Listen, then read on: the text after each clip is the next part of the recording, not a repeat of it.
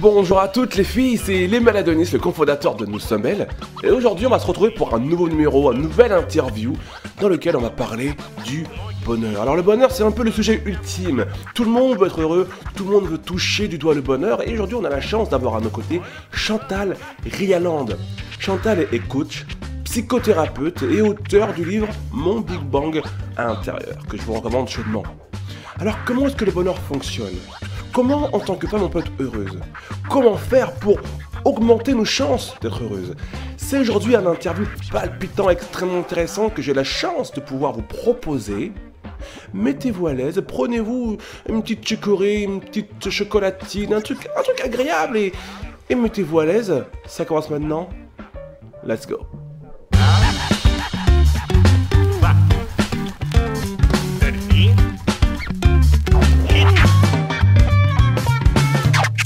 Eh bien bonjour Chantal Rialand et merci beaucoup d'avoir accepté mon invitation pour ce nouveau numéro de Nous Sommes Belles, les interviews. Merci Lémuel. Avec grand plaisir. Alors Chantal, vous êtes psychologue en sciences humaines cliniques, vous êtes psychothérapeute et spécialisée dans la psychogénéalogie. Alors qu'est-ce que c'est que la psychogénéalogie ? Qu'est-ce que c'est ?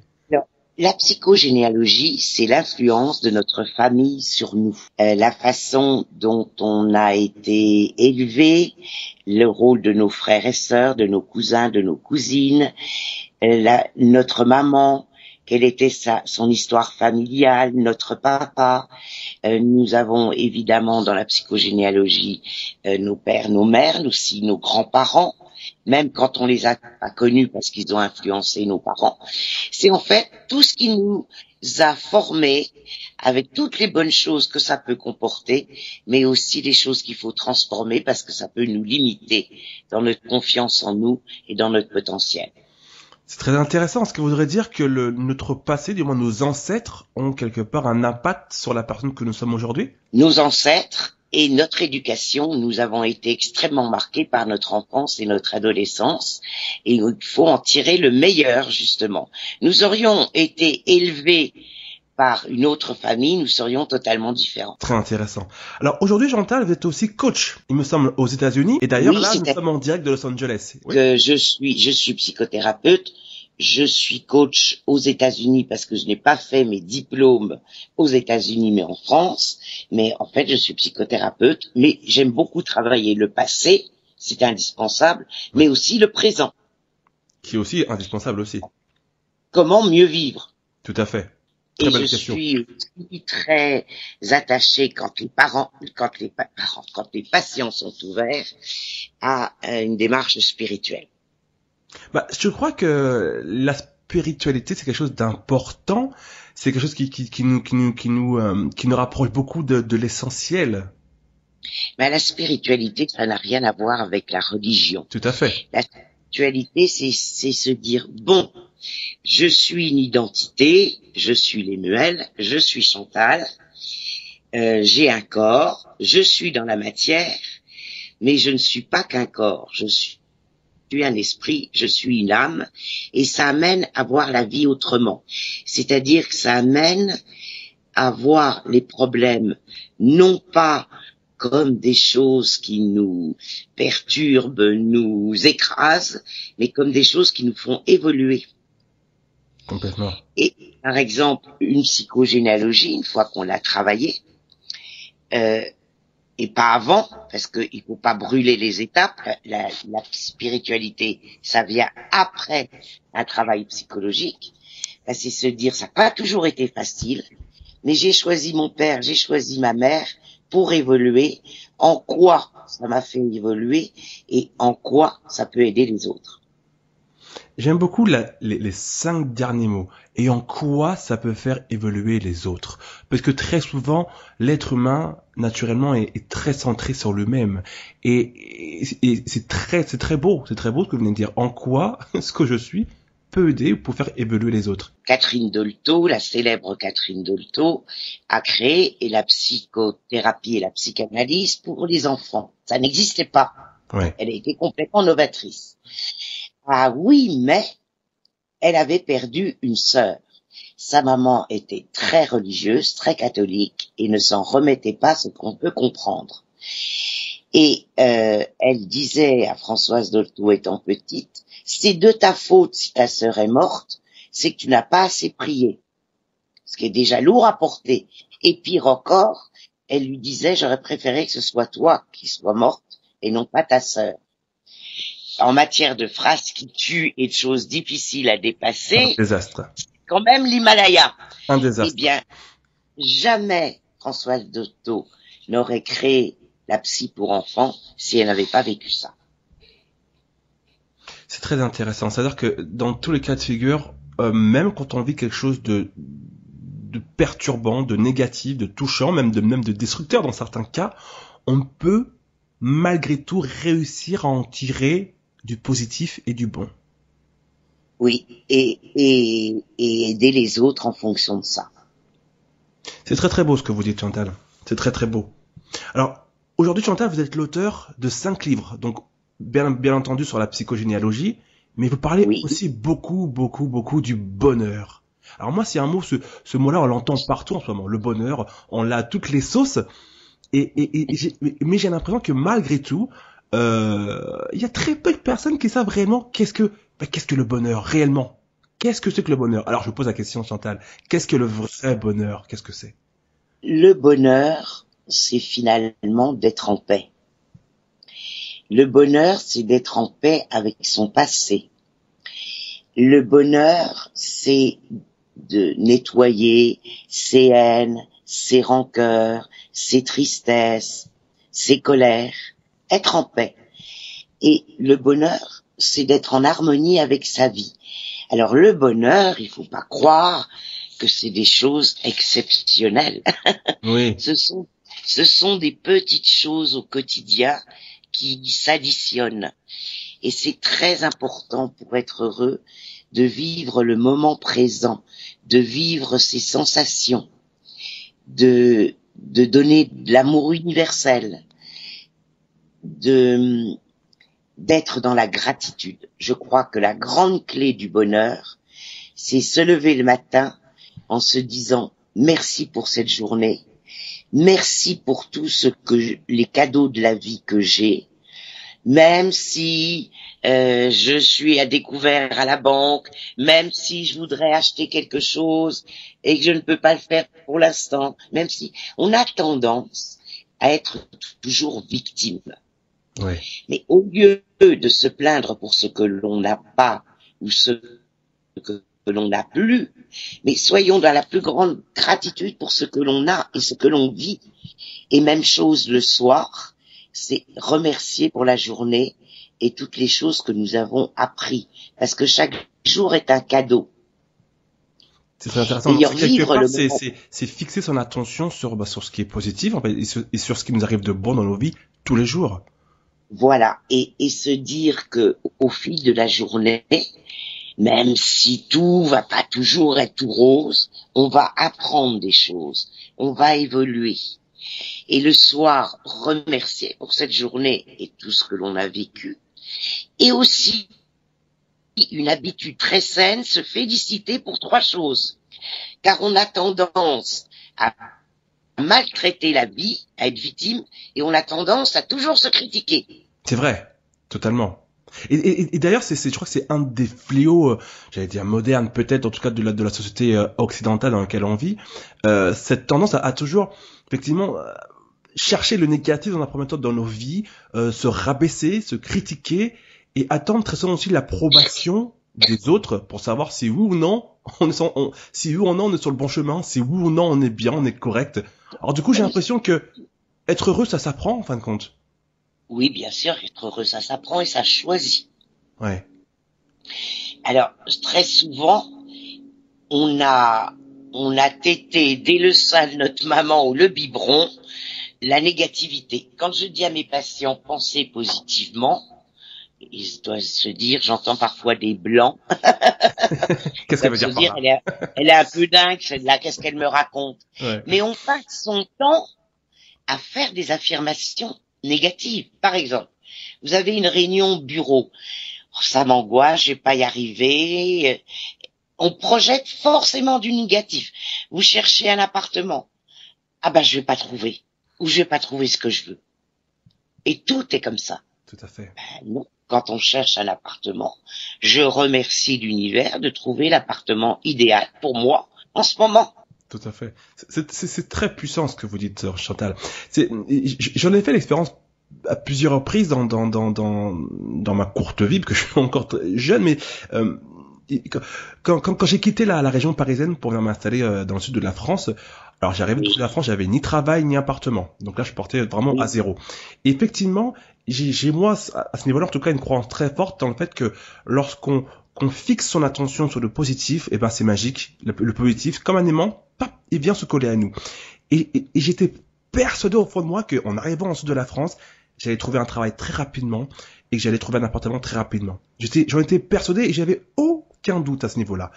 Et ben c'est exactement ce qui s'est passé. Exactement ce qui s'est passé. Alors que c'était pas gagné d'avance. Mais j'y croyais tellement fort. Pour moi, c'était tellement... J'avais l'impression au fond de moi que, même si j'avais pas encore, je l'avais déjà en fin de compte. Et c'est ce qui s'est passé. C'est très important ce que vous dites.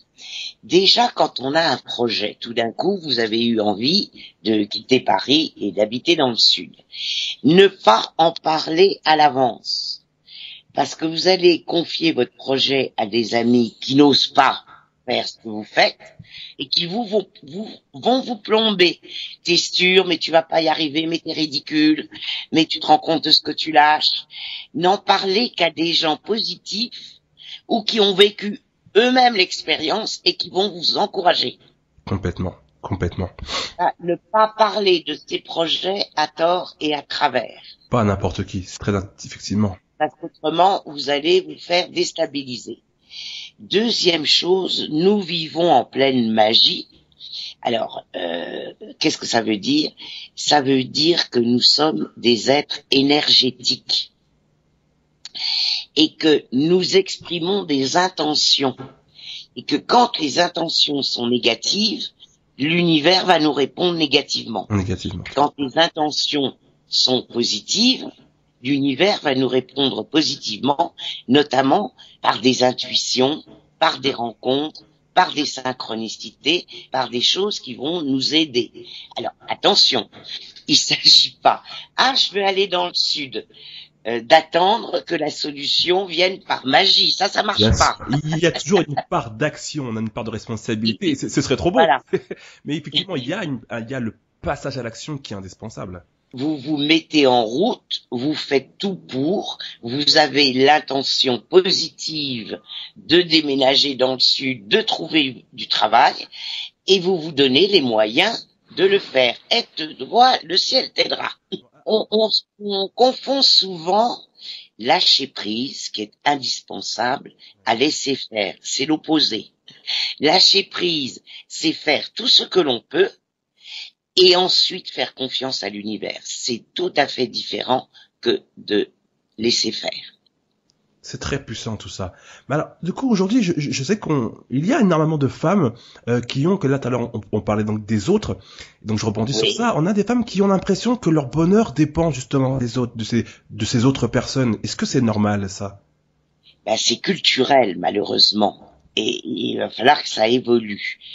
Un petit garçon à 4-5 ans, de quoi vous rêviez à 4-5 ans, les muelles? À 4-5 ans, oh là là, je rêvais de tellement de choses. Souvent, à 4-5 ans, le petit garçon, il va dire, je veux devenir pompier, je veux devenir astronaute, je veux devenir médecin, je veux faire de l'humanitaire. Il a plein de rêves. Tout à fait. Et au même âge, les petites filles, je veux marier, je veux avoir des enfants. On élève les femmes à l'idée de donner du bonheur aux autres. C'est fort ce que vous dites. Et oui, et reste dans la tête des femmes, il faut que je rencontre l'âme sœur, il faut que j'ai des enfants. Donc en fait, la femme malheureusement grandit, évolue toute sa vie en se disant qu'un jour il va falloir qu'elle donne du bonheur à d'autres personnes. Du moins qu'elle est faite pour ça, quoi. Aux autres. Et c'est un vrai parcours du combattant d'être à la fois épouse, maman, et travailler.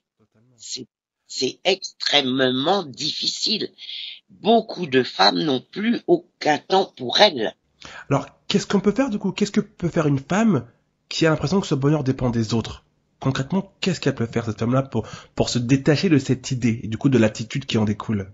Alors, loin de moi l'idée d'être contre le couple ou contre le fait d'être maman, mais il faut comprendre que le bonheur, il est en nous. Notre bonheur dépend de notre monde intérieur. Et je dis que le racisme le plus archaïque, c'est le racisme qu'il y a entre les hommes et les femmes. Là aussi, c'est culturel. Bon. Ouais. Alors, la femme se trouve dans une situation qui est très difficile parce que très souvent dans les psychogénéalogies, papa et maman ne s'entendaient pas. Pour peu que maman soit vue comme victime de l'homme, papa devient un monstre. Et donc, forcément, on intègre qu'il faut se méfier des hommes. Et en même temps, quand une femme rencontre un homme, elle se dévalorise et elle le met sur un piédestal. Totalement. C'est complètement contradictoire. Ouais. Alors, s'inscrit la peur d'être abandonné, la peur de la solitude, la peur de pas être aimé, si bien que souvent les femmes se contorsionnent dans tous les sens pour être aimées et dans la peur d'être abandonnées. Heureusement, pas tout le monde, hein. Ouais. Bon. Donc, c'est important de considérer son conjoint comme un être humain à part entière et être soi-même un être à part entière. Si on veut qu'un couple fonctionne bien, il faut qu'il y ait du dialogue. Et il faut qu'on ose dire à l'autre, ton attitude ne me correspond pas, ton attitude ne me va pas. Qu'est-ce qu'on peut faire ensemble? Complètement. Mais dans tous les cas de figure, la communication, c'est l'élément primordial dans n'importe quel type de relation, qu'elle soit amoureuse, amicale ou professionnelle. La communication. Important aussi de ne pas vouloir être une maman parfaite. Et l'enfant ne rêve pas d'une maman parfaite, il rêve d'une maman et d'un papa aimant. C'est pas du tout pareil. Oser une des choses les plus importantes, quand on vient d'accoucher, continuer une vie de couple et pas uniquement une vie de parent. Bien sûr. Et d'ailleurs, ça a des conséquences désastreuses. Hein. Un couple amoureux qui se transforme en simple parent, les conséquences ne sont pas positives. Bien sûr, hein, complètement. Forcément, puisque finalement, on est deux fonctions. La fonction de parent, on est deux associés, on travaille, on partage les finances, etc. Mais finalement, le couple là-dedans. Bien sûr. Important de prendre au moins une soirée tous les 15 jours, tous les deux. Important de prendre des moments de week-end tous les deux. Et oser faire garder les enfants qui n'en souffriront pas. Alors attention, pas quand un bébé est nouveau-né. La première année, le bébé a besoin de ne pas être séparé de sa mère. Ouais. Mais il y a des moyens d'être en couple. On peut être séparé une soirée, on peut être séparé. Oui, voilà, bien sûr. Quand le bébé dort, effectivement, il n'a pas besoin réellement de la présence paternelle à ce moment-là. C'est important pour une femme de respecter ses besoins. Parce que si elle ne les respecte pas, il va y avoir une frustration et ça va avoir des effets négatifs et pour le couple et pour la famille. Mais c'est là justement où je voulais en venir, très intéressant, parce que certaines femmes aujourd'hui ont d'apparence tout ce que voudrait avoir une femme, on va dire, standard. Un travail, une famille, mais certaines disent, même dans ces cas-là, certaines disent ne pas être heureuses. Parce que ça, c'est le côté façade, les muelles. C'est ce que j'appelle l'image de papier glacé. Ouais. Mais comment se sent la femme au milieu de tout ça? Est-ce qu'elle prend des moments pour elle, etc., etc. Vous savez, on juge le bonheur par rapport à des critères complètement erronés. Important aussi, et ça c'est quand même très étonnant, toujours l'histoire du racisme homme-femme finalement. Beaucoup de femmes adorent qu'on les complimente, mais ça ne leur vient pas à l'esprit de complimenter leur mari. Mais ça aussi, Et mais je crois que c'est aussi très culturel, parce que on a cette image de l'homme, vous savez, qui est censé donc protéger, rassurer, consoler, et puis la femme à côté qui a un peu ce rôle, moi j'appelle ça le rôle Disney. C'est-à-dire la petite princesse qui se laisse dorloter, mais qui se contente de se laisser dorloter. Alors que, comme vous venez de dire, ce rôle ne s'arrête pas à là, quoi. exactement. Et quand je dis à une patiente, mais votre mari, il a envie que vous lui disiez que vous le trouvez beau, alors là, elle tombe de la tour Eiffel. La chute. Surprise, ah bah oui, c'est aussi. Et, Mais c'est vrai que c'est très culturel, hein. et je fais travailler beaucoup d'hommes. Il y a des hommes qui me disent, mais moi je compte pour du beurre, je suis bon qu'à payer, et puis quand je fais quelque chose à la maison, ça va pas. Ou alors, je suis critiqué parce que je fais rien, ou quand j'essaye de faire quelque chose, ça va pas, c'est pas assez bien fait. Et finalement, j'ai l'impression qu'on aime plus le chien que moi. Horrible. Mais c'est dingue parce que c'est le cas de beaucoup d'hommes, de beaucoup d'hommes. Et ça, Cas. c'est encore une fois, oui, c'est les rôles qui sont attribués depuis des générations et générations, le rôle de la femme et le rôle de l'homme complètement divisés, quoi, et c'est dommage. Et toutes ces projections sont complètement erronées. Nous avons tous besoin d'être félicités, encouragés, aimés, remerciés. Mais d'où viennent ces Et d'ailleurs, croyances? D'où viennent ces fausses et, croyances, là, ben, ces rôles imposés, inventés? on nous a, ça a été transmis de génération en génération, où finalement il n'y avait pas beaucoup de bonheur dans les couples. Et puis on a été habitué à être critiqué, jamais félicité. Ouais. N'oublions pas de féliciter nos enfants aussi, hein, c'est extrêmement important. Oh oui. Et finalement, une façon de dépasser ce racisme homme-femme, c'est de constater, parce que c'est vrai, que nous avons chacun, que nous soyons hommes ou femmes, une polarité masculine et une polarité féminine. Ça arrêtera un peu la guerre des sexes. Totalement. D'ailleurs, quand un couple fonctionne bien, les deux femmes intérieures, tout ce qui est l'émotion, la sensibilité, l'intuition, l'empathie, fonctionnent bien. C'est important de considérer que nous avons une part féminine et une part masculine. Ça permet déjà de casser un peu ces images de pacotille. Totalement. Alors, aujourd'hui, le bonheur fait peur à certaines personnes. En l'occurrence, on parle des femmes. Comment se dit que certaines femmes aient autant peur d'être heureuses, d'accéder au bonheur? Alors, sexuellement, par exemple, il y a certaines femmes qui ont beaucoup de mal à se lâcher parce qu'on leur a enseigné que exprimer son désir sexuel, c'est être une pute. Ouais. Et les prostituées sont des êtres humains comme tout le monde. J'en ai fait beaucoup travailler. Et donc, il faut vraiment dépasser cette programmation. Et puis, se laisser aller à l'orgasme, elles ont peur que ça donne du pouvoir à l'homme. C'est un exemple. Ouais. Je sais, en quoi vous pensez, vous, que les femmes ont peur du bonheur?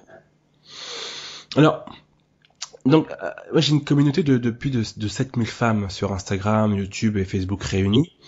Et ouais, et alors, je discute beaucoup avec elles me posent beaucoup de questions aussi en privé ou à travers des vidéos. Et très souvent, c'est une question qui revient souvent. Par exemple, écoute les mails, je viens de me marier, je me suis marié il y a quelques temps, mais depuis que je suis marié, par exemple, j'ai peur.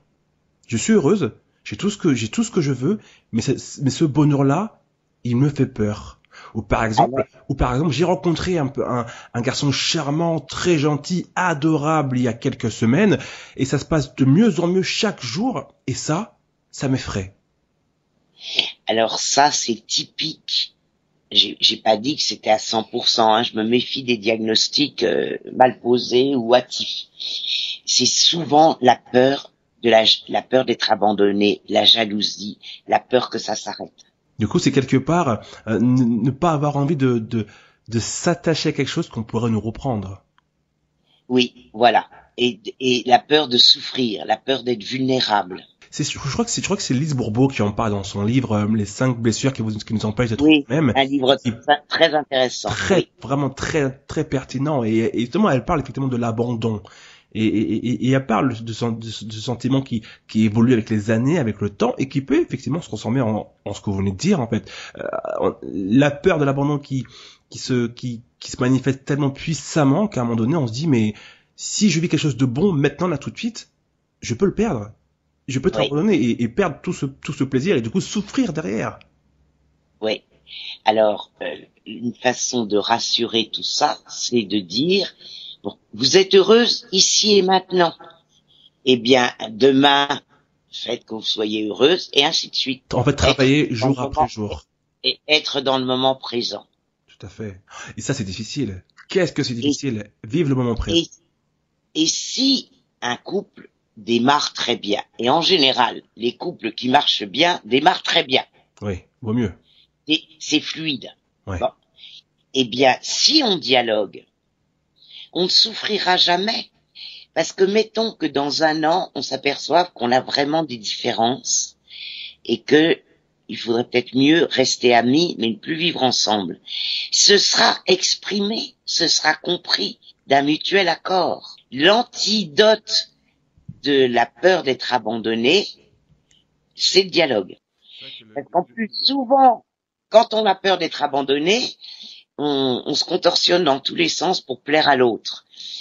Une fois, j'avais écouté une émission extrêmement intéressante d'Oprah Winfrey, qui est une grande journaliste bien sûr, américaine, tout à fait, oui, afro-américaine, oui. Et qui interviewait Ali McBeal, qui maintenant est une superbe femme de 70 ans, magnifique, et qui avait joué très jeune dans Love Story. Et elle a dit cette chose passionnante. Elle a dit, j'ai foiré mes 3 mariages parce que j'estimais que l'homme devait deviner mes besoins. Et Oprah Winfrey a trouvé ça extrêmement intéressant, et moi aussi derrière mon poste de télévision. Parce que c'est très fréquent. La femme n'a pas l'habitude de dire ce qu'elle souhaite. Alors, elle espère que l'autre va deviner. Mais ce qui est paradoxal, mais ouais, tout à fait, mais ce qui est extrêmement paradoxal, parce qu'on a souvent tendance à dire que la femme parle beaucoup plus que l'homme. Et paradoxalement, à ce niveau-là, la femme a cette difficulté à exprimer ce dont elle a besoin. Elle va parler de plein d'autres choses, mais pas de ses besoins. Alors, c'est pas de la grande psychologie, mais c'est très intéressant, et ça a aidé beaucoup de personnes. Il y a la série des livres, les hommes viennent de Mars et les femmes viennent de Vénus. Excellent. Et c'est de la psychologie comportementale qui est très utile. Alors, typique. On rentre à la maison le soir. Le mari, il n'a qu'une envie, c'est oublier sa journée et se détendre. Et il est silencieux. La femme, elle a envie de parler de sa journée et de ce qui s'est passé, etc. Et l'homme, lui, il l'écoute et il parle en termes de solutions. Mais la femme, elle n'a pas envie de solutions, elle a envie d'exprimer ses émotions. Tout à fait. Qui sont, sur le moment présent, des problèmes, souvent. Oui. Alors, l'homme, soit il en a marre, soit il se dit, bon, je vais essayer de trouver des solutions. Et finalement, c'est pas du tout ce que souhaite la femme. Et c'est vrai qu'on voit qu'à ce niveau-là, il y a vraiment une discordance à ce niveau-là, quoi. Et je crois qu'effectivement, comme on disait tout à l'heure, le fait de communiquer plus souvent va permettre à l'homme et à la femme de se connaître davantage et de comprendre plus rapidement que on est différents, quoi. On est différents. L'homme et la femme ne réfléchissent pas de la même manière, n'ont pas les mêmes attentes au même moment. Et ça, il faut le comprendre. Il faut le comprendre. Tout à fait. Une des grandes usures du couple, c'est que on vit ensemble l'un à côté de l'autre, et puis le soir, l'homme a du désir. Oui, mais la femme n'est pas prête, parce qu'elle n'a pas été dans une atmosphère de tendresse. Parler. Il faudrait une réunion mensuelle où chacun se dit son ressenti et ce qu'il faut améliorer. Mais c'est indispensable. Moi, je sais que avant d'épouser ma femme actuelle, c'est quelque chose qui pour moi était très très important, la communication. Mais de mes anciennes expériences avec d'autres femmes, j'ai très rapidement compris que on sait tous qu'il faut communiquer, mais on ne le fait pas tous. Donc, ça veut dire que quelque part, on manquait soit de temps, soit l'envie, soit on se disait bon, c'est pas très important. Et c'est quelque chose qu'on s'est imposé en fait avec mon épouse dès le début, dès les premières semaines de relation. On s'est dit, on va s'imposer ce qu'on a appelé en fait des soirées familiales. C'est-à-dire que une fois par semaine, qu'il vente, qu'il pleuve, peu importe ce qu'il fait, une fois par semaine, on se pose, on éteint les téléphones, on éteint la télévision, on éteint la radio, on éteint Internet, et on se consacre une bonne heure, et on discute. Moi, je parle de ce que je veux, de ce que je pense, de ce que je crois, et elle parle de ce qu'elle veut, de ce qu'elle pense, de ce qu'elle croit, et on échange. Et ça a fait un bien fou à notre couple dès le début, quoi. Dès le début. Alors, bravo, parce que ça, c'est extrêmement important. D'autre part, ce qui est important aussi, mettons qu'on a un mari radin. Ne dites jamais à votre mari, t'es radin. Dites, ton comportement par rapport à l'argent, parfois, me pose problème. Ouais. Comment on peut faire? Ne jamais accuser l'autre. Bien sûr. Parler de comportement. L'attitude, voilà, l'action qui est critiquable. Alors du coup, j'ai aussi l'impression que certaines femmes ont l'impression de ne pas mériter d'être heureuses. Et ça, c'est quelque chose qui est un sujet, un thème qui revient aussi énormément dans les conversations que j'ai avec certaines de mes followers. Elles estiment que le bonheur, c'est pour la voisine, c'est pour la cousine, c'est pour la tati, c'est pour la copine, c'est pour la collègue de travail, et que quand ces personnes-là leur parlent de bonheur, elles sont contentes pour elles. Ah, bah, c'est bien, t'as de la chance. Mais elles-mêmes, elles se disent, non, mais moi, j'ai pas le droit à ça, quoi. J'ai pas le droit à ce bonheur-là. C'est pour les autres, ce bonheur-là. C'est pour une élite. Et moi, je ne fais pas partie de cette élite. J'ai pas le droit d'avoir accès à ce bonheur. Alors, là, il y a plusieurs causes. Est-ce qu'il y a une espèce de culpabilité qui a été tressée dans l'enfance et dans l'adolescence? Est-ce que, pour elle, le bonheur, c'est avant tout une image matérielle? Vous savez, l'herbe est toujours plus verte chez le voisin. Ouais. Parce que c'est pas normal, entre guillemets, de penser qu'on ne mérite pas d'être heureuse. Tout à fait. Il y a quelque chose qui a été, je dis souvent, c'est que vous êtes comme une belle soie, et votre enfance, votre adolescence, ça fait des plis sur la belle soie. Alors on est en train de repasser à la vapeur doucement pour que la soie redevienne elle-même. C'est très beau ça, j'aime beaucoup l'image. En fait, le travail psychologique, ça ne nous fait pas changer, Dieu merci, ça nous fait devenir nous-mêmes, ce qui est pas du tout pareil. Parce que on a été cabossé et on a à se retrouver tel que l'on était et à s'épanouir. Donc, penser qu'on ne mérite pas le bonheur, c'est un cabossage. Quand on est enfant, on est pleine joie. Quand on apprend à marcher, on se dit pas, je vais pas y arriver. Les autres vont se moquer de moi. Est-ce bien raisonnable? On tombe, on se relève et on marche. Jusqu'à ce qu'on y arrive. Du coup, à ce niveau-là, une femme qui a ce souci-là, la meilleure chose à lui conseiller, qu'est-ce que ce serait? D'essayer de faire un travail sur elle. Ça, du coup, ça demande un travail sur soi. Avec un psychothérapeute, un psychologue, professionnel, pour savoir pourquoi elle estime qu'elle ne mérite pas. Parce que ça veut dire qu'elle ne s'aime pas. Pire, qu'elle se juge. Donc elle est son meilleur ennemi. Se libérer absolument de ça. De même, il y a des personnes mais comment on peut être heureux dans un monde qui ne l'est pas? Alors d'abord, il faut savoir que le journal télévisé, c'est quand même un vrai poison et que c'est complètement biaisé. Merci de le dire, merci de le rappeler. C'est parce qu'il y a plein de belles choses dans le monde et il y a plein de choses qui évoluent. Aux États-Unis, j'ai un journal télévisé qui se termine toujours par du positif. Et le vendredi, il y a la person of the week, la personne de la semaine. Ça peut être un enfant, ça peut être un adulte, des choses qui font des gens qui font avancer les choses. Super. Du positif. Du positif. D'autre part, le malheur, le malheur, la pensée négative plutôt que le malheur, c'est contagieux. Complètement. La pensée positive, c'est contagieux aussi. Aussi. Mais c'est une bonne contagion. On en veut. Et c'est pas parce que vous allez souffrir en regardant votre télévision que vous allez aider les gens. Merci de le rappeler aussi, évidemment. Mais ça, je crois que c'est vraiment selon moi, enfin moi je sais que la télévision c'est pour moi l'un des plus gros poisons qu'on puisse avoir dans une maison après certains médicaments. Sauf que celui-ci, on n'a pas l'impression que c'est un poison. Et moi, c'est-à-dire que tout dépend comment on l'utilise, les muels. Tout à fait, c'est ce que j'allais dire. Mais le souci, moi, ce que je reproche en fait à la télévision, c'est que quelque part, moi, c'est ce que j'appelle en fait les émissions de la bonne conscience. C'est-à-dire que moi, par exemple, je regardais peut-être 1 heure de télévision par an. Par année, 1 heure. Et alors du coup, quand je discute avec certains amis, et du coup j'explique mon point de vue, et comme on dit, mais non, mais les mecs, c'est extrêmement intéressant la télévision, t'as des émissions sur les animaux en Afrique, sur ceci. Et alors effectivement, c'est très intéressant, mais je lui dis, mais combien de fois, lorsque tu arrives au travail le lundi matin, à la pause de 10 heures, combien de fois tu as entendu des collègues dire, oh, vous savez les filles, vous avez vu l'émission hier sur Arte, sur les éléphants en Afrique? On parle pas de ça. 95% des gens qui regardent la télévision, malheureusement, par des informations, par des émissions qui rendent débiles, malheureusement aussi nos enfants. Oui. Et c'est surtout ça qui ressort en fait de la télévision. Et je crois que du coup, effectivement, il y aurait un travail derrière à faire pour tenter de ressortir ce qu'il y a de bon, de positif, d'instructif à la télévision, pour en faire un poison un peu moins nocif, si je puis dire. Oui, oui.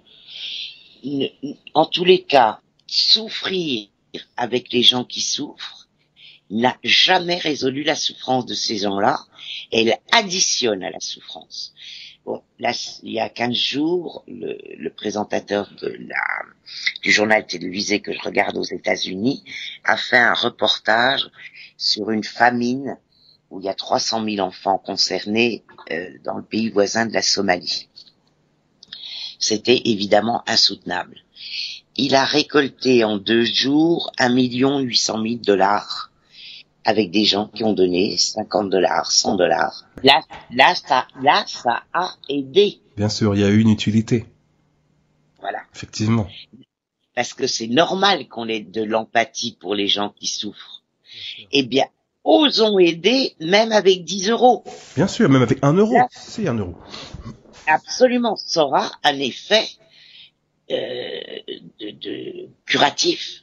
Et je crois que c'est vraiment c'est très intéressant ce que vous venez de rappeler, parce que je crois que malheureusement une personne qui est derrière son écran, qui regarde des informations, qui assiste voilà à un carnage qui se passe au Moyen-Orient ou ailleurs dans le monde, en regardant ça, va avoir l'impression d'aider quelque part ou de participer à une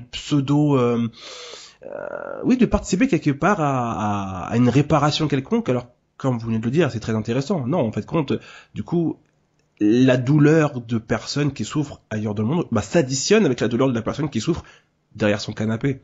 Et qui a peut-être des actions, quelque part, on peut tous y réfléchir, à mettre en place pour essayer d'aller d'avoir une action concrète, mais qui va aider la personne qui souffre. Qui va pas être uniquement de l'empathie, qui va être de l'action. Alors du coup, la question que je me pose, c'est comment on peut être heureux. Et on a frôlé un peu le sujet tout à l'heure il y a quelques minutes. Comment être heureux? Comment est-ce qu'on peut être heureux dans un monde qui, en fin de compte, ne l'est pas totalement? En essayant soi-même de donner de l'amour universel tous les jours. Tenir la porte, aider une petite dame qui a des paquets, sourire, encourager. Et l'amour universel, c'est ce qui rend le plus heureux, parce qu'il est justement universel. Il est sans attente. Donc, déjà, c'est par notre positivité qu'on va pouvoir aider, et ensuite donner des petits détails de la vie tous les jours pour que les gens se sentent mieux. Et ça nous rendra mieux en plus. Bien sûr, évidemment, le fait de donner du positif, on se nourrit au passage. Et ça qui est intéressant avec l'amour, avec le bonheur, lorsqu'on partage ça, s'il y a bien des choses qu'on peut partager et qui ne se réduit pas, c'est bien tout ça, c'est bien l'amour. Ouais. Plus on en donne et plus on en reçoit. C'est puissant. Ouais. C'est extrêmement puissant. Tout à l'heure, on parlait de... Pardon? Oui, allez-y. Exactement. Ouais. Et tout à l'heure, on parlait de gratitude. Et vous parlez de gratitude lorsque vous parlez d'une des clés du bonheur. Oui. Et est-ce que vous pourriez nous donner d'autres clés? Quelles seraient selon vous les plus grandes clés en fin de compte du bonheur? Donc la gratitude, être en paix avec soi. Ça veut pas dire se prendre pour la 8e merveille du monde, mais enfin, quand on est en paix avec soi, on s'oublie. Mais au bon sens du terme. Quand on n'est pas en paix avec soi, au lieu de dialoguer avec les gens, c'est comme si l'autre était un miroir de soi. Et on se dit, qu'est-ce qu'il pense de moi? Est-ce que je suis ridicule?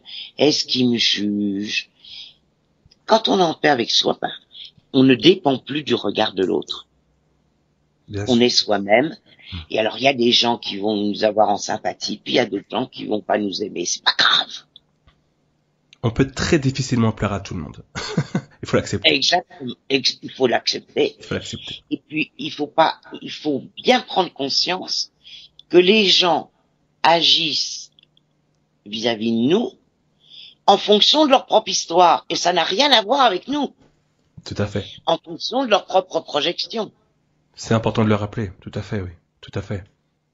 Donc, la gratitude, être en paix avec soi et donner de l'amour universel. C'est très beau. Être dans l'instant présent. Je crois que cette dernière clé, être dans l'instant présent, je crois que c'est vraiment quelque chose que l'être humain, en tout cas dans nos pays occidentaux, on devrait apprendre à appliquer. On vit soit dans le passé, à regretter des choses qu'on n'a pas pu avoir, ou on vit dans le futur, à espérer des choses sans peut-être se donner les moyens de l'avoir. Alors qu'en fin de compte, tout ce qui se passe réellement, le seul endroit où on a vraiment de l'impact, c'est le présent, quoi. Ouais. Et d'ailleurs, en français, présent, ça veut dire aussi cadeau. Tout à fait. Present. L'instant présent, c'est le cadeau de la vie maintenant. Bien sûr. Et le futur, on espère avoir des choses, mais la plupart du temps, on a peur de pas les avoir. Tout à fait. Ou peur même parfois de l'avoir. C'est ça aussi, tout côté paradoxal de ces craintes un peu enfouies. Tout à fait. En tout cas, on a fait le tour de pas mal de sujets. C'était vraiment très riche, très très riche. Et je vous remercie beaucoup. Chantal. C'est un plaisir de répondre à vos questions, les muelles. Merci beaucoup. Je suis, comme vous le savez, donc, le fondateur de blog noussomsbelles.com. Donc, je m'adresse particulièrement aux femmes. Et la question que j'aime bien poser à la fin de chaque interview, c'est, selon vous, quelle définition vous pourriez me donner de la beauté féminine? Ah, un sujet très intéressant. On repart sur 1 heure. Allez, c'est reparti.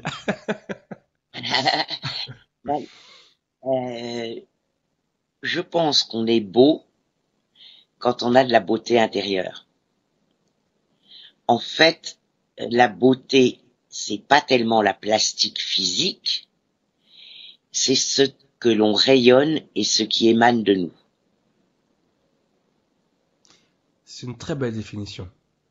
Très jolie définition. Très puissante. Et que ça nous rappelle qu'effectivement, on a tendance à donner beaucoup d'importance à ce qu'on renvoie, enfin, à l'apparence physique, à notre plastique. Mais c'est une torture que l'on fait aux femmes.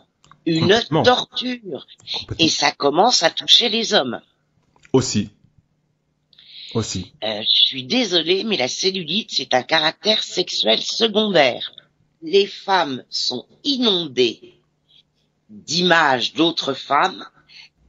Je crois que c'est important ce message vraiment à délivrer aux femmes du monde entier. Enfin, c'est que surtout que aujourd'hui les pseudo critères de beauté, lorsqu'on on montre les femmes dans les magazines, c'est atroce parce que et je le dis souvent, j'en ai parlé dans une vidéo il y a quelques temps, j'expliquais que la femme en question qui a été prise en photo, qui apparaît dans le gala par exemple, elle-même ne se reconnaîtrait même pas sur la photo tellement elle a été retouchée sur Photoshop. Et ce qui est triste, c'est que la plupart des femmes vont tenter de ressembler à une femme qui n'existe pas. Absolument. Vous savez, la plupart des actrices, quand elles se baladent dans la rue, vous les reconnaissez pas. Évidemment. Marilyn Monroe mettait 3 heures à devenir Marilyn Monroe, entre la coiffure et le maquillage. Et la beauté est très psychogénéalogique. J'ai eu des femmes qui se sentaient belles, qui à mes yeux étaient comme les autres, avec leur beauté, mais elles avaient été identifiées dans leur famille comme la belle. Ah. Et donc, elles avaient une sécurité dans leur physique. Mais souvent, ça se payait d'insécurité sur le plan intellectuel, par exemple. Ou sur le plan ambition, etc. Bon. Déjà, c'est complètement psychogénéalogique.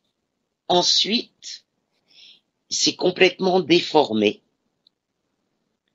Toute femme est belle, tout être humain est beau. Même quand des gens sont défavorisés par la nature, vous avez des gens qui rayonnent. Totalement. C'est important de le rappeler, oui, complètement. Donc, plus nous sommes heureux, plus nous sommes beaux.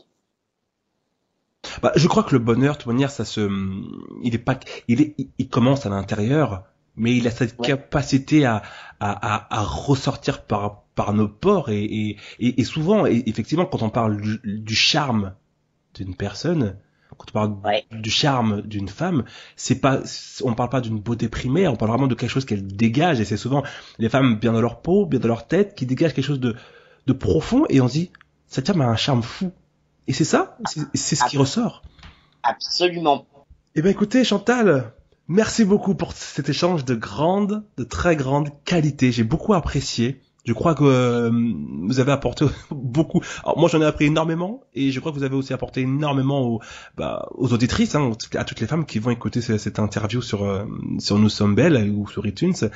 Et je crois que c'est important effectivement de rappeler constamment que là, le bonheur, comme vous l'avez dit tout au début de l'interview, le bonheur, il est en nous. Et je crois que les femmes, là donc je m'adresse là particulièrement aux femmes, les filles, n'oubliez pas que effectivement le bonheur, il est en vous, et allez le chercher en vous, le bonheur, avant d'aller le chercher chez les autres, en fin de compte. Et prenez un peu de temps pour vous, pour être, et pas être tout le temps, je fais passer les autres avant moi. Merci du temps que vous avez accordé, et je vous dis à très bientôt. Au revoir. Au revoir, Chantal. Je ne sais pas pour vous les filles, mais moi j'ai vraiment beaucoup aimé cet échange. Et j'espère que c'est aussi le cas pour vous. J'espère aussi que vous avez appris énormément de choses et que Chantal a apporté de la valeur dans votre vie. Je vous recommande chaudement son livre, Mon Big Bang intérieur. Vous avez le lien tout simplement en description de cette interview. Dans tous les cas de figure, les filles, n'oubliez jamais que votre beauté, c'est de réussir tout ce qui vous semble impossible. Prenez soin de vous, prenez soin de vos proches. À la prochaine. Ciao.